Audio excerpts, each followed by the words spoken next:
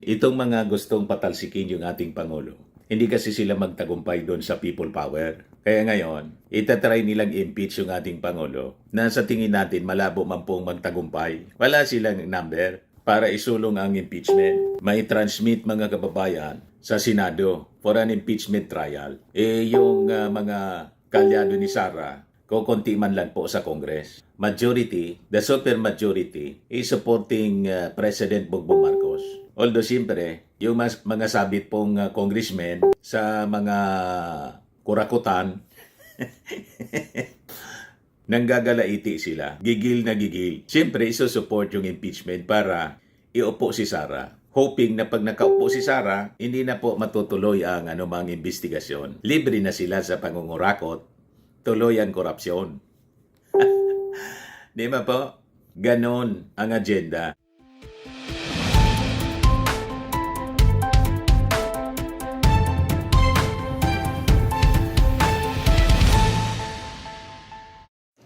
Hello po mga kababayan. Nag-react na po yung Palasyo Malacanang sa impeachment complaint na final laban sa ating Pangulong Bongbong Marcos. Relax na relax po. Kalma yung ating Pangulong Bongbong. Kaya malabo po na bangag yung ating Pangulo. Kasi kung bangag, dinagwala na sana si PBBM tulad ni Sara. Relax na relax po. So ito yung kanyang official statement. Nilabas po ng Palasyo Malacanang kanina lang, ilang minutes pa lang. The palace recognizes that the filing of complaints is part of the democratic process provided for under our Constitution. We respect this process and trust that Congress, as a co-equal branch of government, will discharge its duties with honesty, integrity, and fidelity to the rule of law. Kasama siya sa democratic process po na nire-respeto ng ating Pangulong Bongbong. Ganon dapat. Di ba? The President fully upholds the Constitution and remains confident in the strength of our democratic institutions. While this process take their course, the President will continue to govern, ensuring that public services remain uninterrupted, in that the work of government stays focused on improving the lives of our people. Our institutions are strong, our processes are clear, and the administration remains committed to stability, accountability, and the betterment of every Filipino. Yan ang Pangulo, mga kababayan. Pero kung si Sara po, malamang nagbanta na. O kung hindi, nagpaulan mga kababayan ng pagmumura. Yan ang wala sa ating Pangulong Bongbong. Kaya malabo ang bangag. Yung akusasyon na bangag, walang pag-uugali ang ating Pangulong Bangag. Ang mga nag-akusang bangag na mahilig magwala at magbanta, yun ang totoong bangag. Di ba pa? So ito, tinanggap na mga kababayan ng House Secretary General. And sabi dyan, House Secretary General Cheloy Garafil receives an impeachment complaint filed by Attorney Andre De Jesus and endorsed by House Deputy Minority Leader and Pusong DDS, Pusong Pinoy pala. Party List Representative Jet Nisay against President Ferdinand Romualdez Marcos Jr. Nabuking po kanina na ito pa lang si Nisay mga kababayan. May motibo talaga na i-impeach yung ating Pangulo kasi sabit pala to na-imbestiga, na-implicate ng Independent Commission on Infrastructure. Sabit sa flood control scandal. Contractor pala, mga kababayan. Pero ngayon, nag-deny na is working with Sara Duterte. Nisay denies working for BP Sara in Marcos impeachment bid. Sabi dito sa report ng Billionaire News. Of course, siyempre, alangan mang aminin niya. Ba? Mga kababayan, sabi natin, tama yung mga analysis natin mga kababayan. Itong mga gustong patalsikin yung ating Pangulo, hindi kasi sila magtagumpay doon sa people power. Kaya ngayon, itatry nilang impeach yung ating Pangulo na sa tingin natin malabo man pong magtagumpay. Wala silang number para isulong ang impeachment. May transmit mga kababayan sa Senado for an impeachment trial. Yung mga kalyado ni Sara, Kukunti man lang po sa Congress. Majority, the super majority, is supporting President Bongbong Marcos. Although siyempre, yung mga sabit pong congressmen sa mga kurakutan, nanggagalaiti sila. Gigil na gigil. Siyempre, isusupport yung impeachment para iupo si Sara. Hoping na pag nakaupo si Sara, hindi na po matutuloy ang anumang investigasyon. Libre na sila sa pangungurakot, tuloy ang korupsyon. Di ba po? Ganon ang agenda. Di niya, Mr. Maravillas, talaga yung laman ng yung articles of impeachment. O ito yung base, mga grounds. Base doon sa complaint, mga kababayan, for allegedly ordering and enabling the kidnapping and surrender of former President Rodrigo Duterte to the International Criminal Court or ICC. Doon pa lang mga kababayan, bagsak na. Ginawang kidnapper yung ating Pangulo. Inapakalinaw po. Yung ating Pangulo po, nakipag-cooperate lang sa Interpol kasi under obligation po tayo to cooperate with Interpol. Ginamit kasi po ng ICC yung Interpol para i-execute, i-serve yung warrant of arrest. Saan ka nakakitang kidnapping na may warrant of arrest? Di ba po? Doon pa lang po, bagsak na. Ano pa? Allegedly being a drug addict which impairs his judgment in leadership. Negative po mga kababayan. 2 beses nagpa-drug test yung ating Pangulo during the campaign. Negative yung ating Pangulo. Yung pulburon video na nagsasabing nag-cocaine yung ating Pangulo. Fake. Walang kakwenta-kwenta po talaga yung mga base ng impeachment laban sa ating Pangulo. Malinaw na script ng mga DDS po. Ito pa, for alleged failure to veto and program appropriations and other unconstitutional provisions in the General Appropriations Act for 2023, 2024, 2025, and 2026. Mismo yung ating Pangulo yung nag-expose niyan. Kaya nga po, nagkaroon tayo ng maingat na deliberations, discussions ng 2026 budget kasi nagalit yung ating Pangulo. So ang ibig sabihin, hindi niya to kinukonsinte. Yung nangyari sa Congress, sa BICAM, siya mismo yung nag-expose. Iba po, napakalinaw. Kaya nga po, for the first time in history ng BICAM po, nila-live streaming na po ngayon. Never to na nangyari sa mga previous administrations, including sa administrasyon ni Digong. Ano pa yung aligasyon sa articles of impeachment? For allegedly benefiting from kickbacks linked to budget insertions in ghost flood control projects. Paano nagkinabang? Kung nagkinabang yung ating Pangulo, di sana nanahimik na siya. Diba? Mismo yung ating Pangulo nag-expose ng korupsyon sa flood control sa kanyang zona na maya naman kayo. Diba? Paulit-ulit nating sinasabi. Kung yung ating Pangulo nagkinabang, siya mismo yung author ng korupsyon, ba't pa siya magpapaimbestiga? Para ano? Para ke? Para ikulong niya yung sarili niya? May ganon? Di ba po? Tapos ito pa. For allegedly violating the Constitution and betraying public trust by surrendering Duterte to the ICC. Sinurrender daw ng ating Pangulo sa ICC yung dating Pangulong Digong. Yung pag-deliver kay Digong mga kababayan sa ICC, fulfillment yun ng wish ni Digong. Kasi sabi ni Digong, baka niya mamatay na ako, hindi pa ako maimbestiga. Bukas niya, ngayon na niya. Mismong wish yun ni Digong, tinupad lang ng ating Pangulo. Ano ang ebidensya? Gusto ninyo marinig uli yung ebidensya? Mula mismo sa bibig ni Digong. Hinamon niya yung ICC. Ito. Napakalinaw mga kababayan. Ito yung hearing sa Congress. Former President ba ay willing na mag-cooperate sa investigation sa ICC? Kaugnay dito? ICC, ma'am. I'm asking the ICC to hurry up, and if possible, they can come here and start the investigation tomorrow. This issue has been left hanging for so many years. Matagal, ma'am. Baka mamatay na ako, hindi na nila ako maimbestiga. So I'm asking the ICC through you na pagpunta na sila dito bukas, umpisahan na nila ang investigation.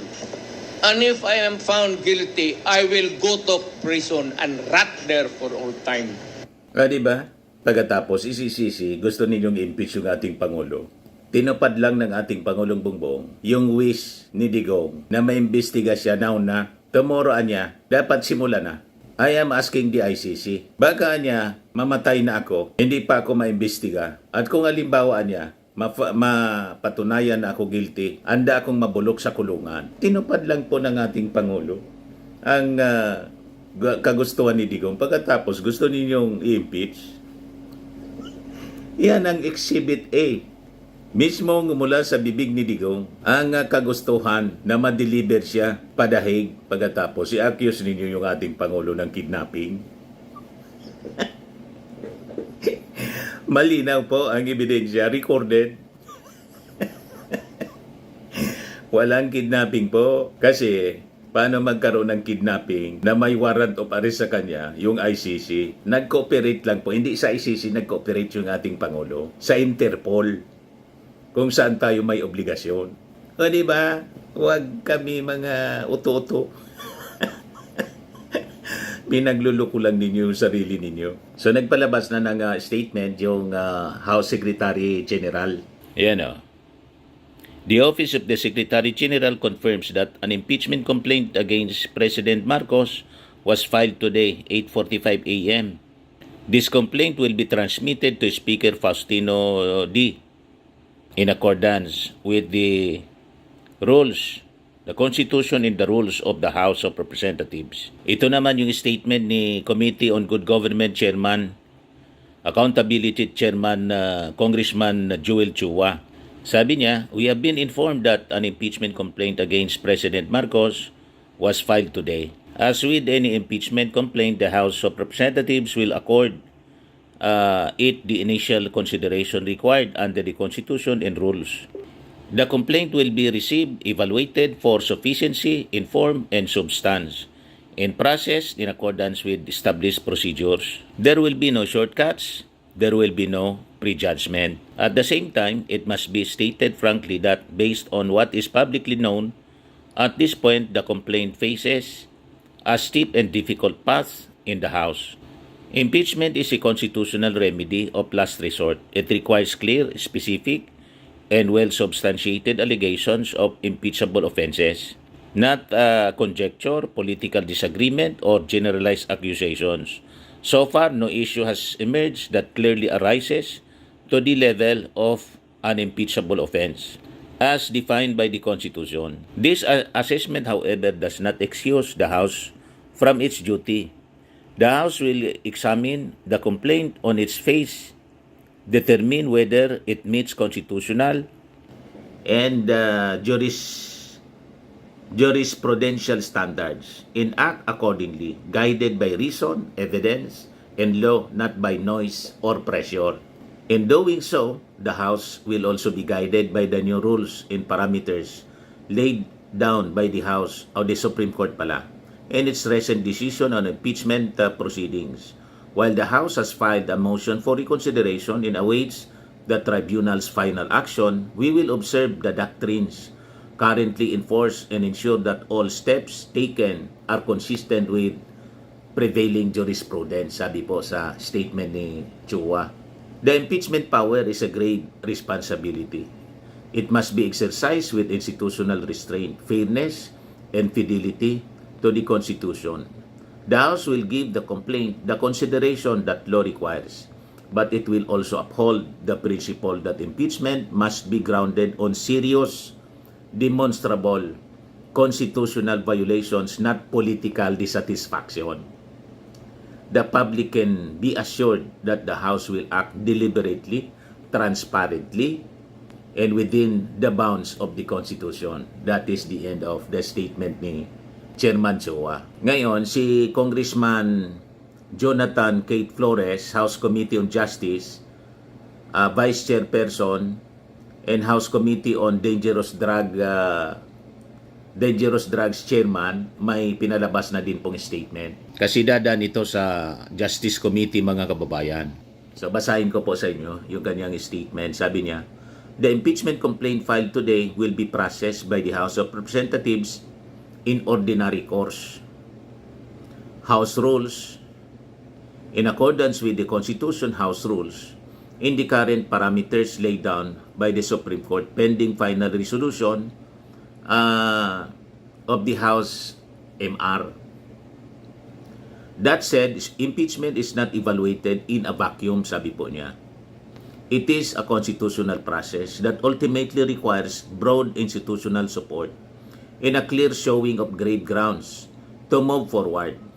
At present, the House reflects a clear supermajority across political parties that continues to support President Marcos Jr.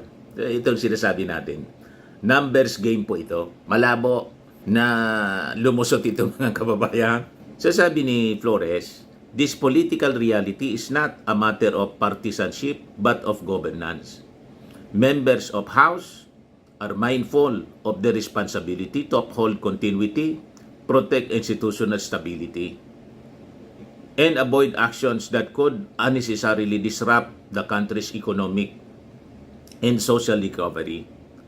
The complaint will receive the consideration required by law. However, it would be inaccurate to ignore that the fact that any impeachment effort must overcome both constitutional thresholds and the prevailing judgment of the overwhelming majority of the House members, who may see no basis at this time for removing a duly elected president.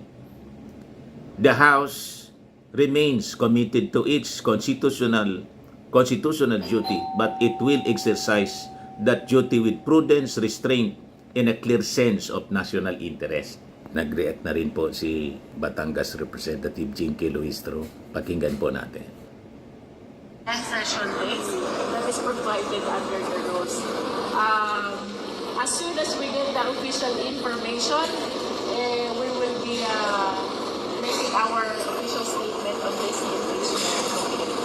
Pero medyo malamig po sina DS Puno dun sa impeachment, ano po. And then sabi rin niya ay parang nagbago na rin kasi yung rules of impeachment lalo sa decision ng Supreme Court. How it will affect yung DBBM impeachment. Well, it's actually a judgment that rests upon the individual members, no?